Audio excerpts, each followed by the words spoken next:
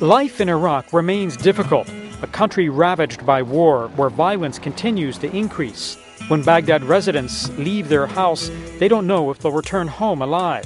It's a real danger for all Iraqis, but especially for the Christian minority. The situation decisively worsened on October 31st when several terrorists entered the Syrian Catholic Cathedral of Baghdad as Mass was being celebrated. The life of Christians in Iraq was, until then, more or less normal.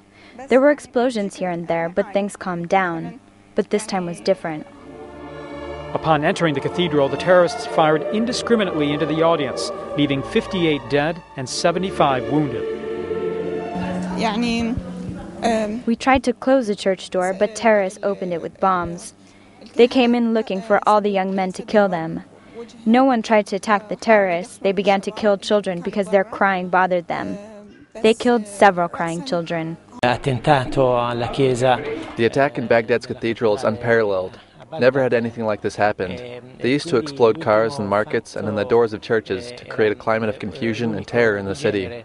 With this latest attack in which they entered into the cathedral during Mass, they are clearly trying to drive Christians out of the country. Around 27 people who were injured in this attack and their relatives have been welcomed by the Italian government and the Vatican at Rome's Gemelli Hospital. After this serious and deliberate attack against the Christian community, they're afraid, but they'll not relinquish their religion. They want to protect themselves and their families from being targeted for possible future attacks against Christians. It was unthinkable. No one could believe what was happening in the church. Trying to imagine a slaughter is difficult, and it is that much more so when it occurs in a church. I was hiding in the sacristy, but in one of the blasts, a piece of plaster fell on my head. Storming the church in this terrible way was unthinkable.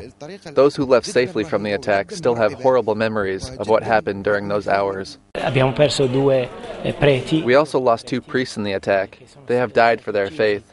They offered to die for the others, for the community that was in the church. They asked that they be killed in order to let the rest go free. But the terrorists would not agree. The martyrdom of these 2 priests strengthens us in our faith. I personally have felt the force of martyrdom from these 2 priests. Despite the thousands of Christians killed for religious reasons, the horrors they've lived through, and the persecution they continue to suffer, the faith of these people is reinforced. Christians in Iraq have called for the global community's response to this hatred being committed against Christians. They trust that sooner or later, justice will be done. To defend the cause of Iraq, we need sensitive and honest lawyers to investigate the wrongs committed against the Iraqi people.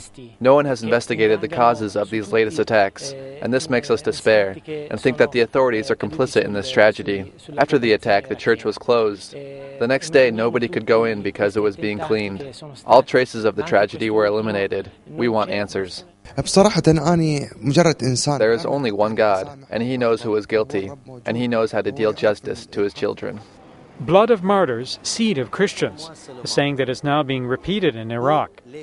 Of the number of Christians, there's no more than 500,000 out of a population of 32 million people.